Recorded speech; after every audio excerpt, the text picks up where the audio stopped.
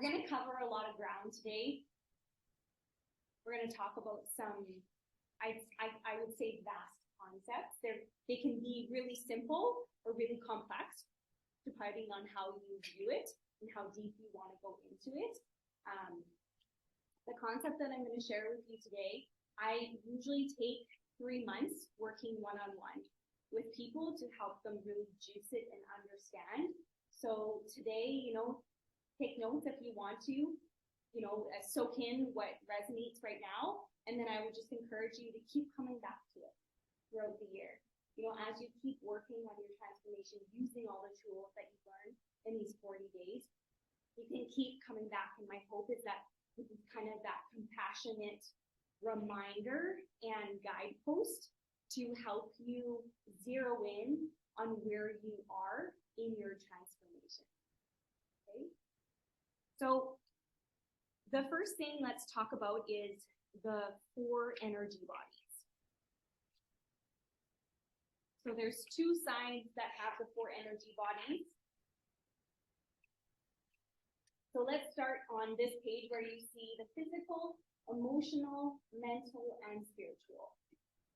So there's lots of ways of looking at the energy bodies. They have many, many names.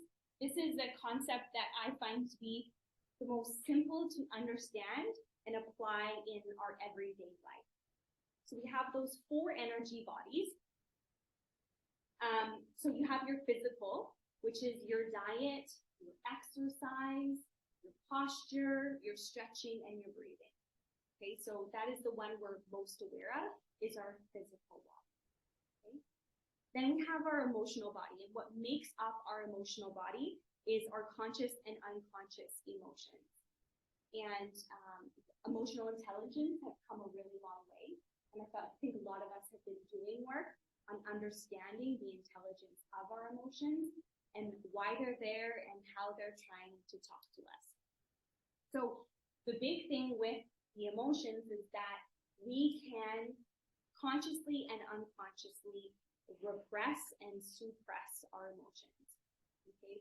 And we can avoid things because of trauma in the past. So that's all part of our emotional body, is how we're relating to and how we're working. Then there is the mental body.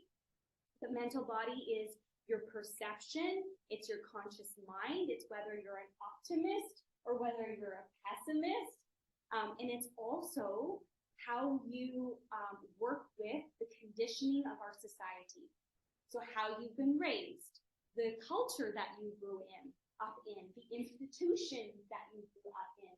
All these things laid foundations that we consciously and unconsciously agreed to believe are correct or right or wrong, and then we operate based on these expectations that we inherited or chosen to believe. And it can be confusing sometimes. We think it's an emotion, but it's actually a construct of the mind that we've chosen to agree to. So sometimes these two get a little bit gray. And then the 4th energy body is the spiritual body, and that is the body of connection. So that connection can be our connection to ourselves, our relationship with ourselves.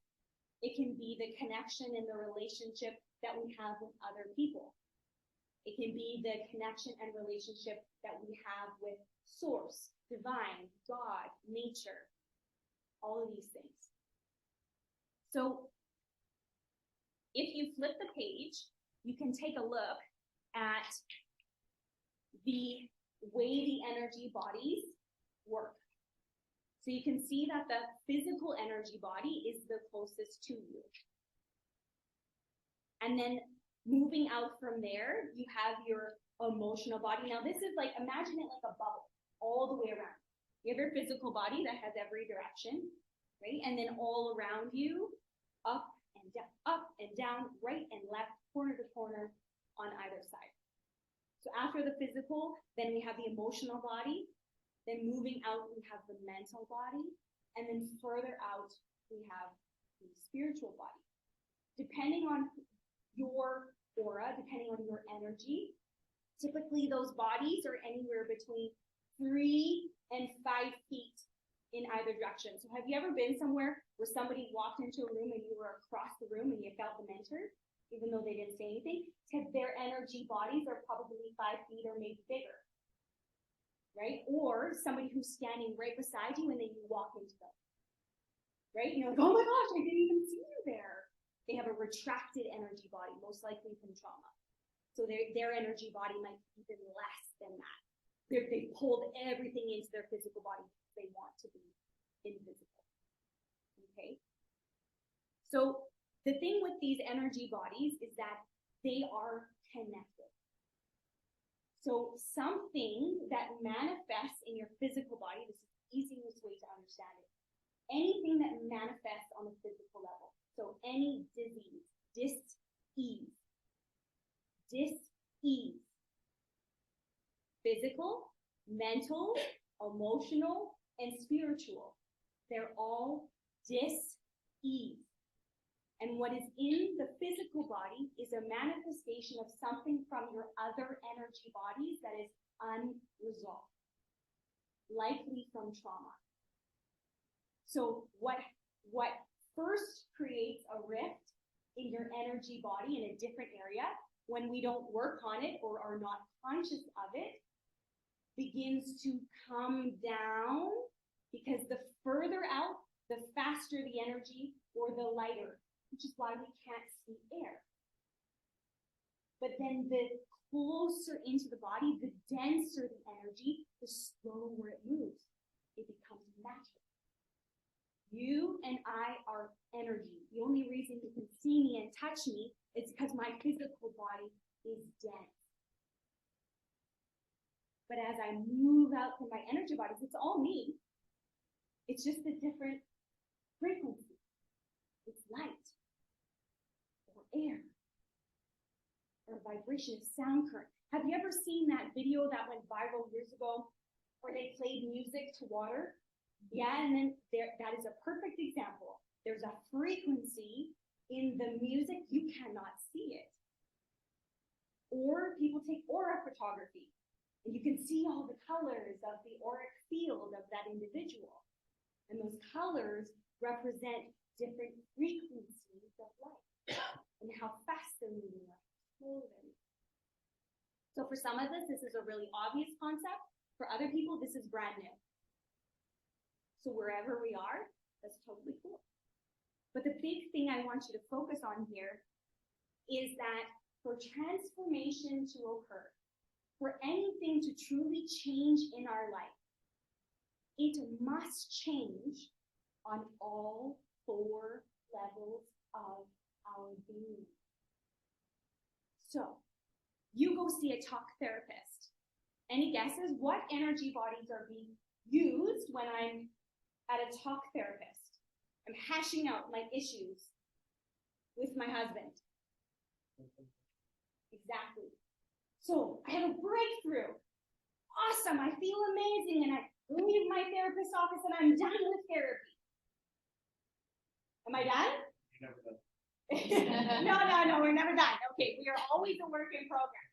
But what I mean is that issue that was resolved mentally and emotionally has 2 more spaces it needs to integrate, which are the physical body and the spiritual body. So now I have to go take those lessons and those concepts, and again, you might not be conscious of this, but first off, I need to go and get the issues out of my tissues. So I got to go to my yoga class, or I got to go to my car and scream it out, or whatever. Or I go into my yoga class and I consciously bring my intention from my talk therapy into my class, and I breathe it out of my body. I sweat it out of my body, and I grunt it out of my body. Whatever it is, it's the intention. Drawing those bodies, that energy, down into the physical so I can work it out of my physical.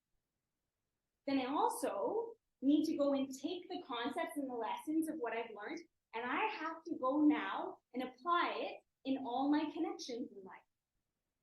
So I got to work it out in how I deal with myself. What's my negative self-talk like? How compassionate am I towards myself? when I make a mistake? Or how about this? The lesson I just learned that I had a massive breakthrough, and then 10 minutes later, I go and do the thing I don't want to do? How do I respond to myself? You moron? I thought you figured I thought I was done with this. Or am I like, I see you. That wasn't the greatest, healthiest way of responding, but I love you and I accept you in this moment and we're going to try again. So I can work it out spiritually in my relationship with myself. I have to work it out in my relationships. So now I've learned this issue with my husband. You better believe now I'm going to go have an experience with somebody other than my husband that's going to mimic the same thing. And now I have to apply the lesson in my relationship with this individual, whoever they are, because I got to work it out spiritually. I'm going to go in nature and I'm going to be reminded when I'm quiet, or if I'm sitting singing, or if I'm in church, whatever it is, whatever my spiritual practice is. I have to bring that lesson into how I show up and how I relate spiritually with myself, others, and with source. So this is the key concept, is drawing our awareness to those areas that you've decided you want to focus on. And taking some time to decipher how you want to help yourself now that you have your 15 minutes a day. How do you want to help yourself physically, mentally, emotionally, and spiritually? Because I want you to have genuine, lasting transformation. So take a couple minutes, go back to your circle of life if you need to, remind yourself what you're working on, and then just scribble down some ideas. There's no right or wrong here. But what could you do in each of those areas to help yourself? Transformation. This is my favorite concept. I use this all the time for myself. I'm constantly assessing where I am at with things that I'm wanting to grow in and how I can help myself depending on where I'm at. So you can turn to the page that says the pendulum of transformation. So like a pendulum that swings back and forth, left and right, transformation has two sides, okay? So in order for us to work through an issue, we're gonna swing to one side, the work on this side, then we're gonna boom, and it happens fast. It's not slow, it's boom, you swing all the way to the other side, and then you come back into balance. And it doesn't just do it once, we're always swinging. But initially, when we start working on an area, it's like, bam, we get thrown to one side. And then bam, we get thrown to the other side. And then we come back to center. So the two stages are healing and empowerment. And then we come into balance. Healing and empowerment. And the two stages of the two sides are completely different. They need different supports. You're working on different concepts or different things, all related to this one area that you are looking to transform. So you're on the page that says the pendulum of transformation, and one side says healing, and the other side says empowerment. It's in the week 2 pages. Oh, yes. Oh. Yeah. So I didn't write it down, but I would love for you to write it down. Next to healing, you're going to write the word victim.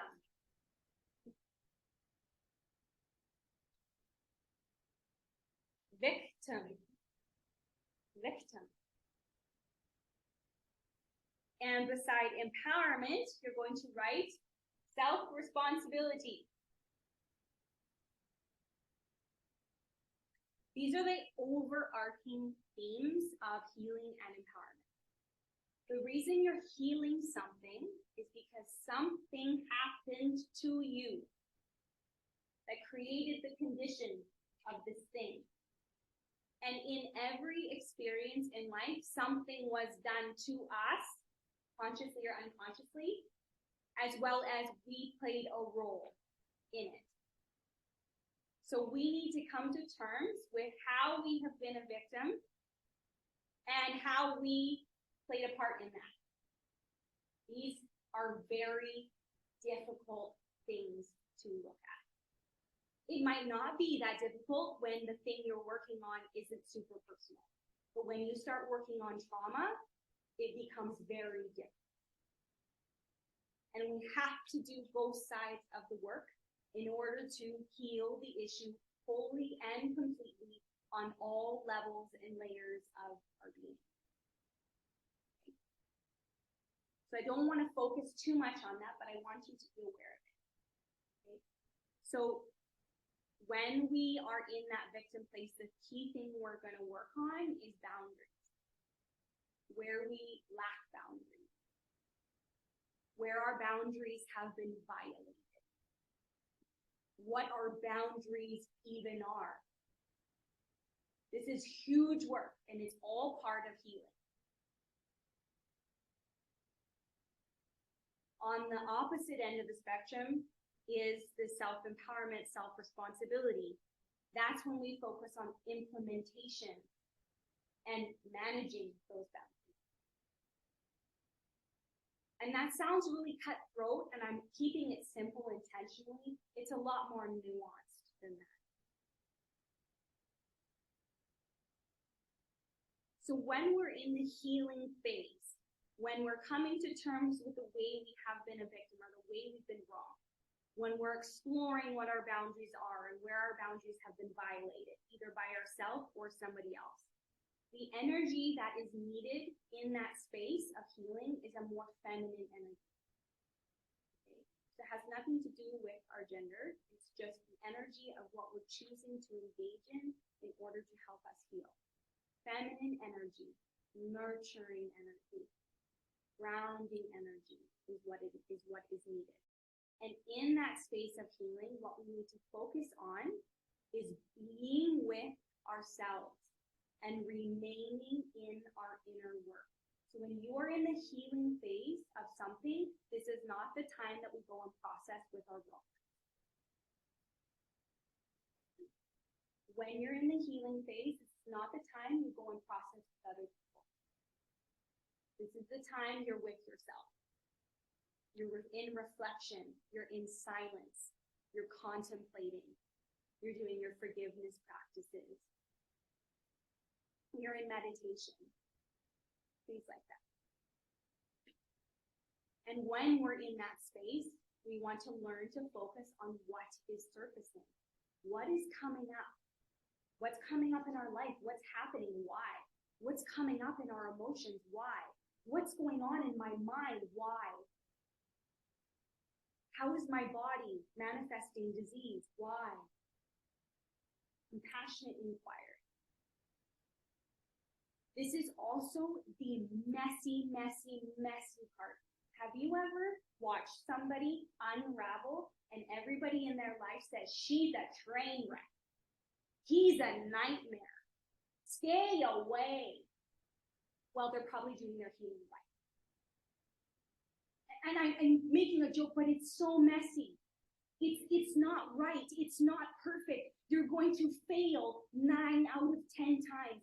And every time you fail, you have to be the one that looks yourself in the mirror and says, I love you. I accept you. I forgive you. Try again.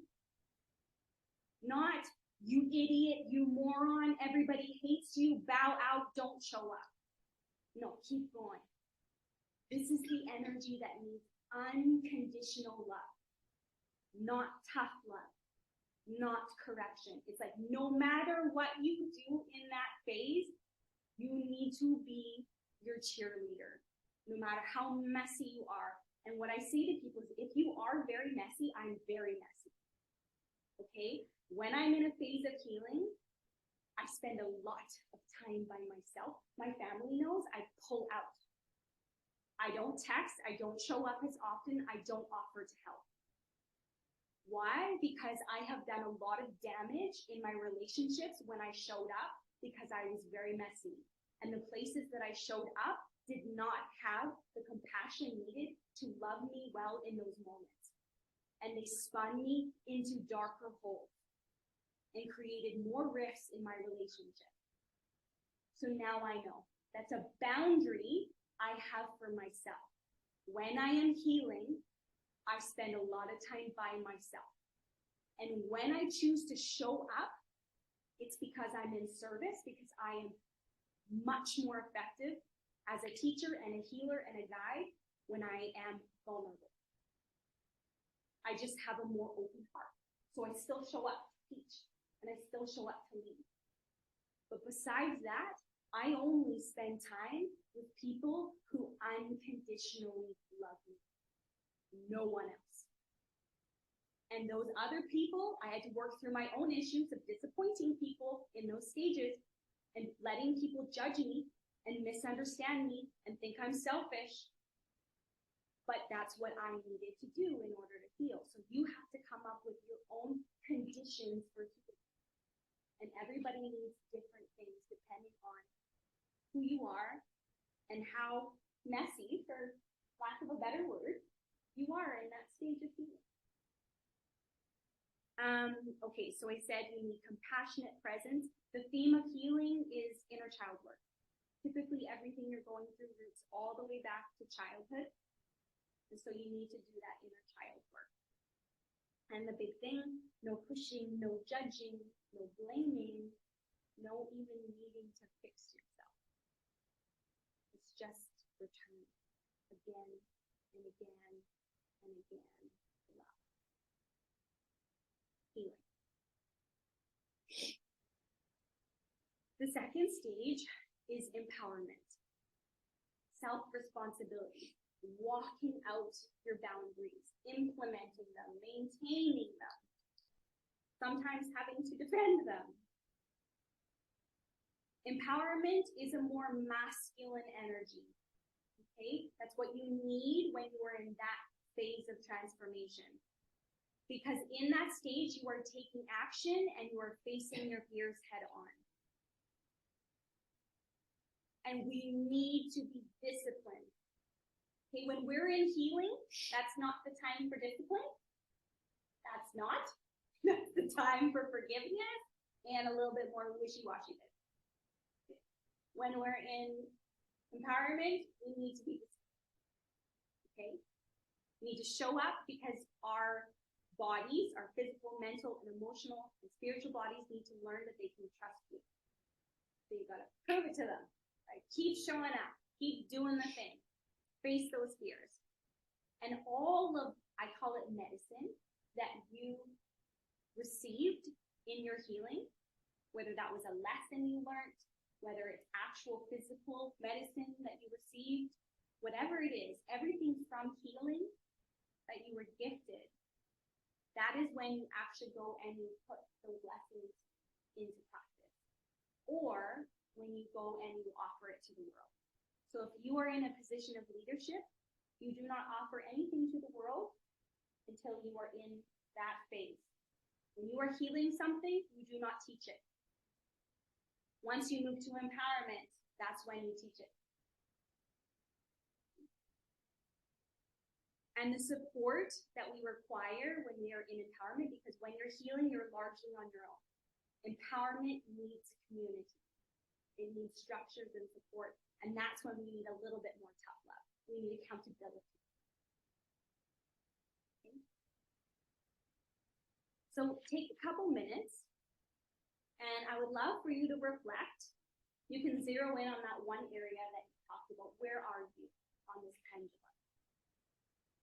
And then look at some of the practices that you said you wanted to engage physically, mentally, emotionally, and spiritually. And do they kind of provide what you need based on those columns? And if they're not, like if, let's say you're in healing and lots of what you suggest you're going to do feels really masculine, then maybe we need to look for some more softer practices. practices, gentler practices, nurturing practices.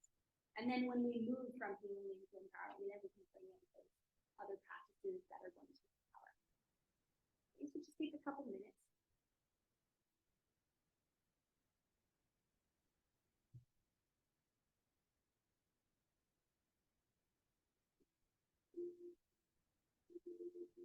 And then you can turn to the last page, which has practices and tools for transformation. So it would have been easy if I just gave you this in the beginning.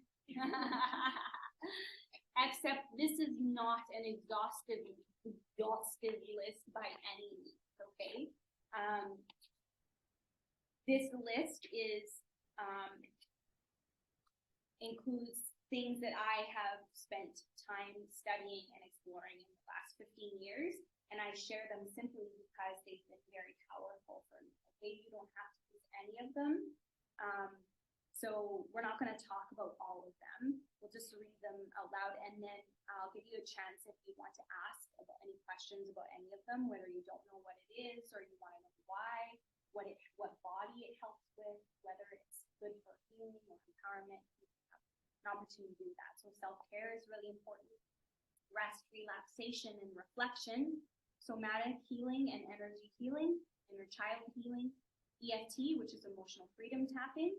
Water, baths, hot water cleanses, water blessing, cold showers, ocean plunges, any and all forms of nervous system regulation, breath work, kundalini, naturopathic medicine, homeopathic medicine, flower essences, guided meditation, visualization, breath work, chanting, prayer, oracle and tarot readings, crystals, essential oils, soul journaling, prayer altars, spiritual symbolism, spirit animals, signs in nature, color therapy, Jungian psychology and archetypes, ascended master mentorship, faith, religion, feminine cycle syncing, which is your hormones, dream analysis, astrology, human design, and the Enneagram.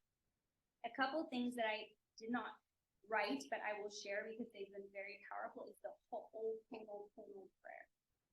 It's a Hawaiian healing prayer. Ho'oponopono prayer. Ariel has been very good for me. White light prayer and nightly showers. Anybody want to ask anything about any of them? Emotional freedom tapping, we're actually going to do a whole day on EFT in a couple of weeks, but basically EFT disrupts the mental flow of thought, and it works on different neurological points in the body. And as you tap, it helps stop the negative thoughts and then rewires your circuitry. And as you continue to do it, it actually rewires the neuroplasma of the brain. So it's very helpful when you're angry to process everything that's going on. It's also really helpful when you're doing affirmations or gratitude or manifesting, because it brings everything from the mental body and the emotional body and the spiritual body down into the physical body. So it's nervous system management. And there's more. That's very powerful. Anybody else?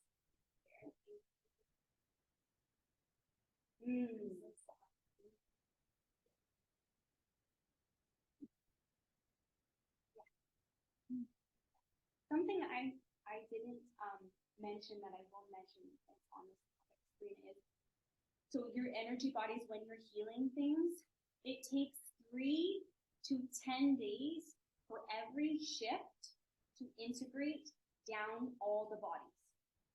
Okay? 3 to 10 days per shift. So if you're somebody that's perpetually doing self-help work or healing work, you're probably not giving enough time for all of your bodies to integrate. The other thing is, what I did, is that I only worked on my spiritual body for a very, very long time. And was very sick. And so when I went to see my naturopath, she said to me, my goodness, your spiritual body is a completely like disintegrated from the rest of your body, which is why you have all these problems mentally, emotionally. So it took me 1.5 years, seeing her once a week, in order to take everything that I had done in my spiritual body and actually help the rest of my body integrate it. So bring everything down. So it's really important that we work on all our energy bodies. Yeah. You're trying to understand that. So like in my brain, we work this much. So shouldn't that need to like work on, shouldn't that help like health and everything too? Or maybe it is, but if you're not working on the other area. So for example, I'll tell you what I did. I would go into transcendental meditation for 3.5 to 4 hours every single day. Okay? And I would do all my healing work in the spiritual realm. This might sound crazy, but I would connect to my soul, to the source, and I would pull in everything that I could access up there. And I would watch myself. These are all her issues. What's going on is her relationships. These are all her problems. And I fix, and then I like experience bliss, live in oneness, be connected, and I feel amazing. And then I come down, everything has to integrate. You have to be able to hold the frequency of whatever you did in all your other areas, and you become denser and denser. But I didn't do the work. I didn't do my yoga. I didn't talk to people about it. I wasn't honest with my emotions. I was continuously violating my boundaries. I was talking horribly to myself. So I was completely disassociated. There was Kaylee, the spiritual being, who hated Kaylee, the human being. And I was only happy if I was in meditation, in one. And everything else was awful, terrible. And so I had to come face to face with all the things. I had to look at my emotional body. I had to look at the constructs of my mind and why I had agreed to things. I had to start getting back into my body. Breath work was traumatizing for the first while that I did it because I had to deal with the trauma that was in my physical body. I didn't want to be in my body.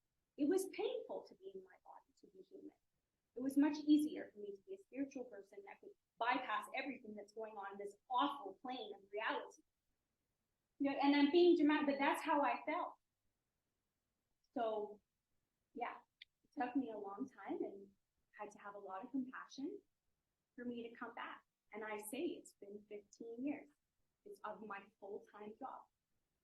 You know, working on myself, healing myself, empowering myself, so that I can integrate my soul light into this physical body. So not only I can receive the love and the happiness and the health that I'm worthy of, but so that I can show up and lead and serve because I have a purpose. You know? And I can only be of service if I'm in bondage.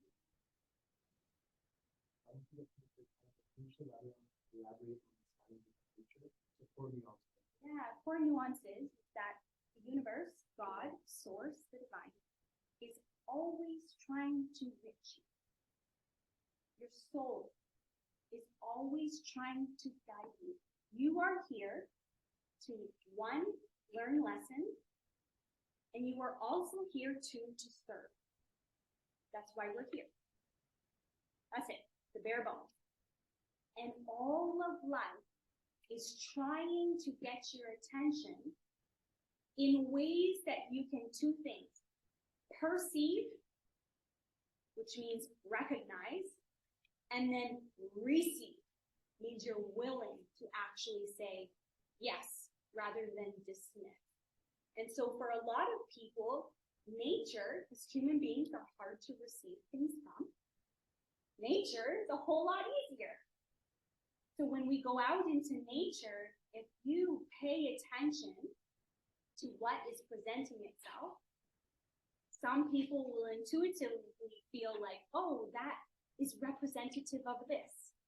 You know, like, oh, the winds are blowing super strong on my walk today. It was trying to clear out all the chaos and the negativity from my day. That's one way. You know, or for me, I'm walking and I see a dove. Well, I studied spiritual symbolism for a very long time. The dove is representative of peace. It's also representative of divine compassion and unconditional love. Don't you know on the days when I can't love myself, a dove shows up. Or I hear the dove and I bawl. Because it's like in that moment, I can't love myself. But I know someone that can. However, I identify with that. So when you go outside in nature, be open to receiving, and you can do a quick Google search. Take your phone. If this is too much for you, take a phone, write down everything you see. Okay, I saw a robin, and I saw a daisy, and I went to the water's edge. And then you go back home, you get onto Google, and you write up, what is the spiritual significance of an eagle? What are the healing properties of water? What is the medicine of this flower? And you will find so much information. And when I started doing that, all of life was informing. I just had to take the time to be present while I was walking, open when you read it, because sometimes this seems like woo-woo-ness and it's way too much, and being willing to spend the time, to actually do this. That's what I mean by spiritual time. Did you remember? I haven't won my lottery. Yes, absolutely. Yes, I have heard too. Although, again, I don't necessarily have to win the lottery. Possibly. Yes. About, and I'm sorry to the males, but the feminine cycle thinking, I could be doing so well in my personal journey. Yeah. And then a week before the time, my whole world is thrown off. And I just wonder, is there work you can do to bypass, like, I blew up on everybody today. And how can you, is there things you could do? Yeah. So explore feminine cycle thinking. If you Google it and look into it, I have a workshop that I did on it. But the nuts and bolts, I'm not going to go through the whole thing, but in essence, every single person that, is a woman or has been a woman has the 4 distinct hormone levels every month. Okay. Now, that is intentional, and each of those phases has a divine reason for it. And they're meant to do different things. So what I want to say, I'm only going to debunk this one myth. The reason everything's coming up the week before is not because you're crazy and your hormones are all over. The reason it's coming up is because that is the time that your hormones get low enough that you become present to notice it. And then you have less and less capacity to tolerate it. And the reason why it needs to come up is because when you are on your cycle, you were meant to go into your healing work. Years and years ago, the red tent days, women went into those tents, and that is when they did their healing work while they were on their cycle. You were meant to work on everything that's coming up in that time and to pull back from all the service and every way that you give of yourself and you run about. During those 2 weeks leading up, and then on the leading up is the week of awareness and preparing so that when you are on your cycle, you completely pull back and you do your own. It's meant to be a rhythm, so every month you transform. But we don't live like that enough. We see it as a hindrance because we have to stop doing it. So cycle syncing is a complete flip the script for anybody that wants to become very empowered as a woman. I highly recommend cycle syncing. Learning about it, understanding why your hormones are the way they are, and then how to actually use those powers so you are the most powerful in every single cycle. Every month.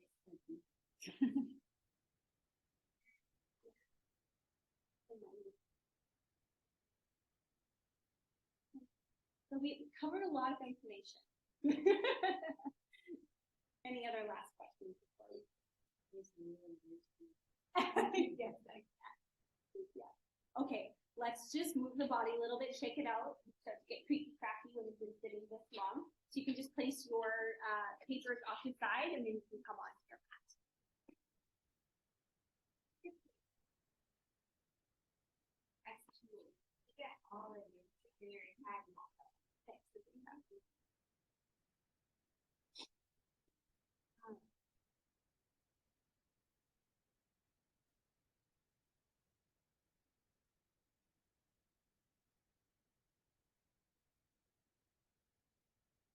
So let's come onto our hands and our knees.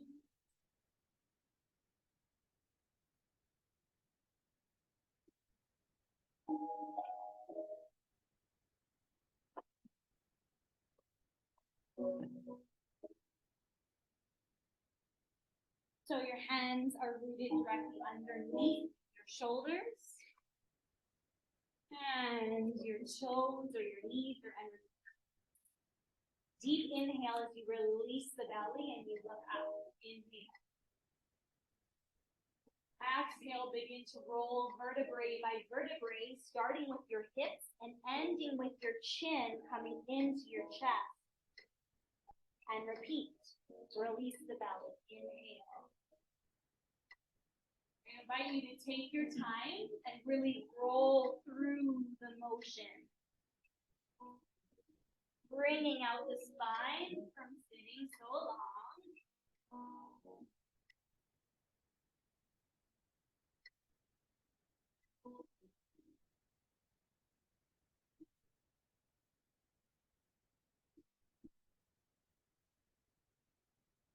2 more.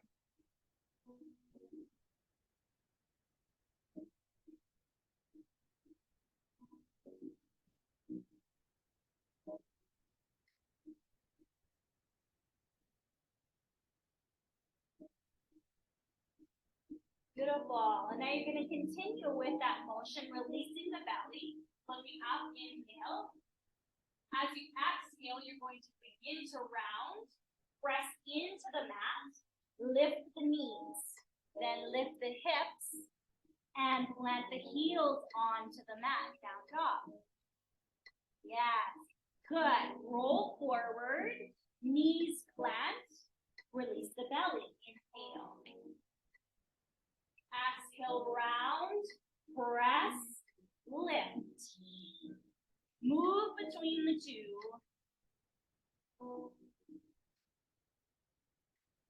We're just working out all the tight spots.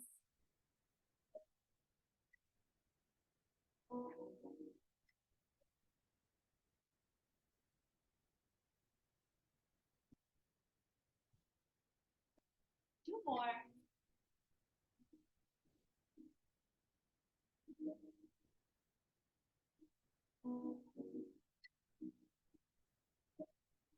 And finishing in down dog, meet you there. Take a moment here, walk out your feet, bending the knees, sending those heels towards the earth. Widen your fingers, let your weight be evenly distributed between your fingers and your wrists. Good, plant both heels. Pause here, inhale. Exhale, send your chest towards your knee. Chest presses back. Inhale, heels up. Exhale, turn your heels to the right. Breathe into the left side body. You can bend your right knee if you wish. Inhale, heel center. Exhale, heels to the left. Breathe into the right side body. Bend left knee if you wish.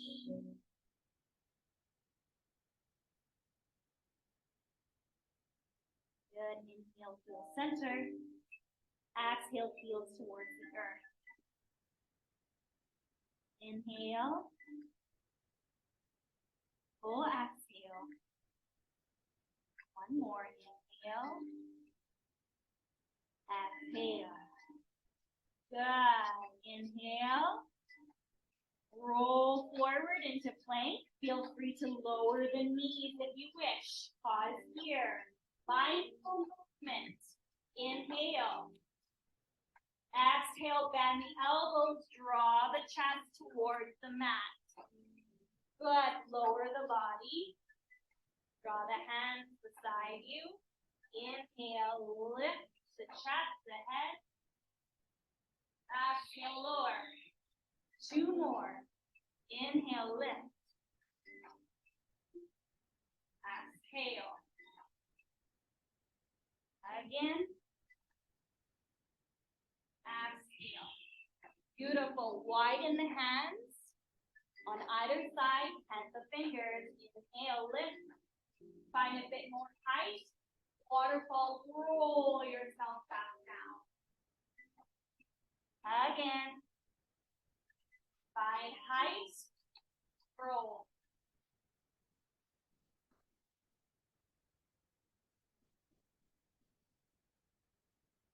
Beautiful. Inhale, lift. Exhale, bend the left elbow. Draw your left shoulder, left cheek onto the mat. Inhale, center. Exhale, bend the right. Back to center. Inhale. Waterfall back down. Beautiful. Now straighten both arms into a T. Bend the right leg. So bend the knee. Good. Use your right hand to press and roll onto the left shoulder. Kickstand your right leg. Breathe into the shoulder.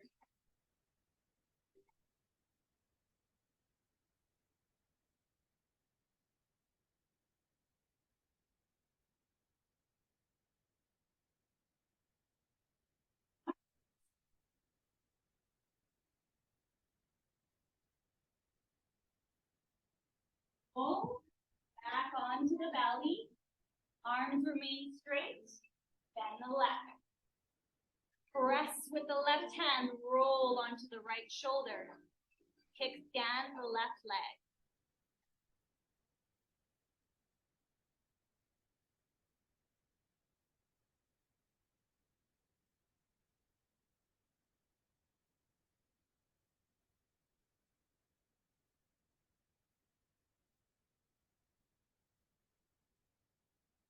Unravel. Roll back onto the belly. Draw the hands closer and press yourself back into child's pose. Reach your hands long for me. Walk them out in front of you. Inhale. Open mouth, exhale, let it all go.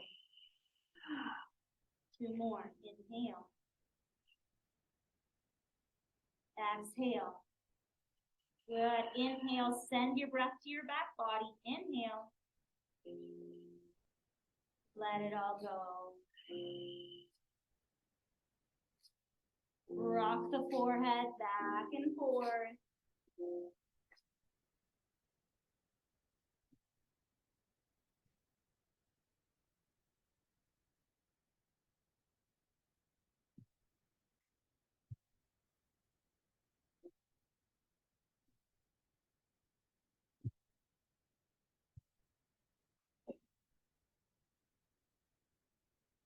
Find stillness.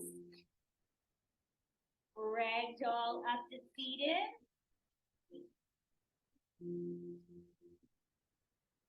Tucking the toes underneath by your toes. You can draw your bolster or a block underneath if you wish. Beautiful. You're going to inhale. Lift the chest. One foot down. Lift and down. Exhale, round and contract. Close your eyes and breathe between the two. Two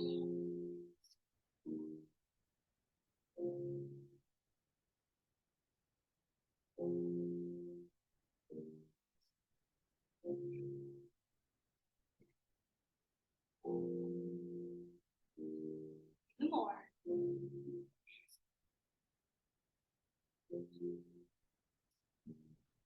Last two. Last one. Good. Draw your hands up to your shoulders. Fingers in the back, sorry, thumbs in the back, fingers in the front. Inhale left. Exhale right. Draw your navel in and feel like you're rotating on a pole. It's normal to feel your back crack. So good after sitting so long.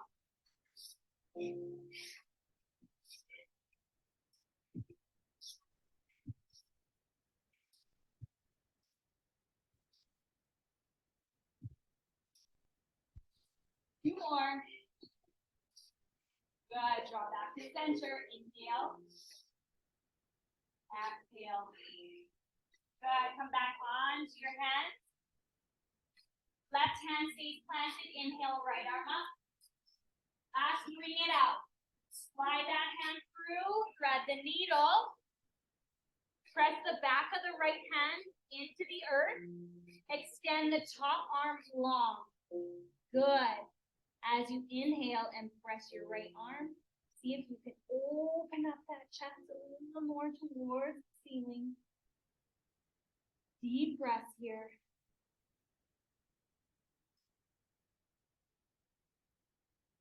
One more breath. Exhale it all out. Draw the top arm back. Press, unwind. Inhale, right stays anchored. Left lifts. Exhale, thread the needle. Back of the hand. Press into the earth. Extend that top long. Send your breath into the back body. Direct the chest with your attention up towards the ceiling.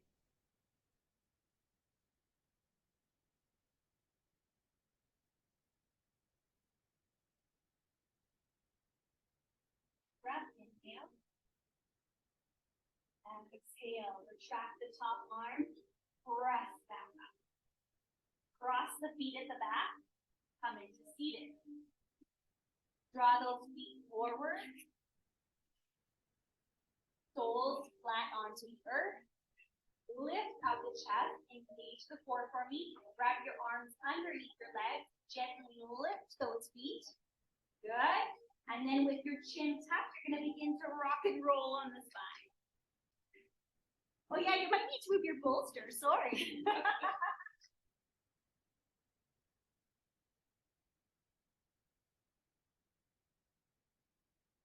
Couple more.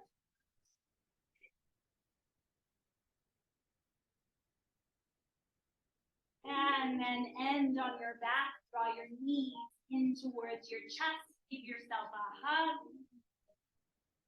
And maybe a gentle rock side to side.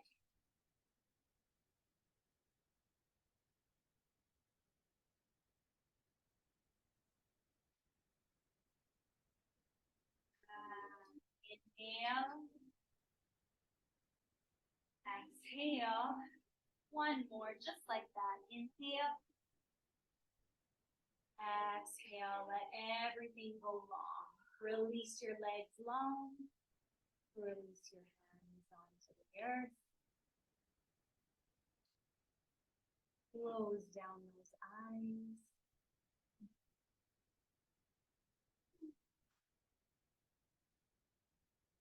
And just let everything that we pondered and discussed today marinate. No need to do anything or figure anything out. Just be.